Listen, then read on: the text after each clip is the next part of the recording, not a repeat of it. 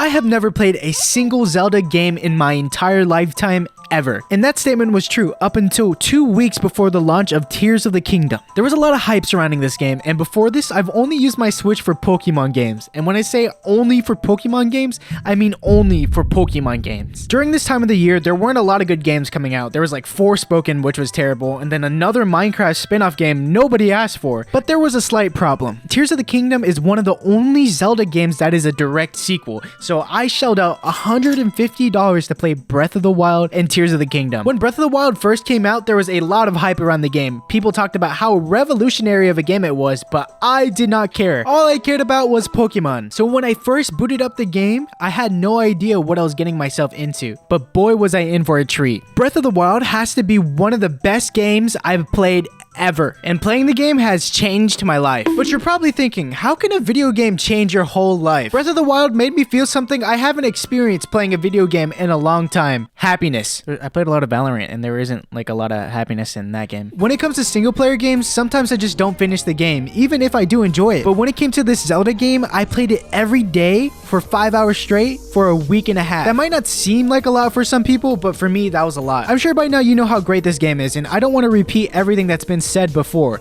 but you know how great this game is. The open world is great, the mechanics are great, the characters are lovable, it's all great. But what does this have to do with me? This game single-handedly made me fall in love with the Zelda franchise. Since I finished Breath of the Wild so fast, I decided I needed more Zelda, and now. So I decided to play Skyward Sword. Skyward Sword set some of the main mechanics that would be used in Breath of the Wild, so I thought that was a good start, but man, this game is tedious. Skyward Sword's dungeons are a lot harder than Breath of the Wild's, and you have to think a little bit more, but the game is still really fun to play. In Skyward Sword, the gameplay isn't as fun as Breath of the Wild's, but they did the characters a lot better. I found myself enjoying Link and Zelda's character a lot more than Breath of the Wild's. Instead of just being a silent knight, Link had a lot more expression and emotion in this game and gave him a lot more depth. Skyward Sword is extremely lighthearted, fun, and not that serious like Breath of the Wild, which made me want to play the game even more. And 40 hours of gameplay later, I was finally done with Skyward Sword, which happened to be the same day Tears of the Kingdom released. And as I was turning on my Switch to play Tears of the Kingdom, I made a realization.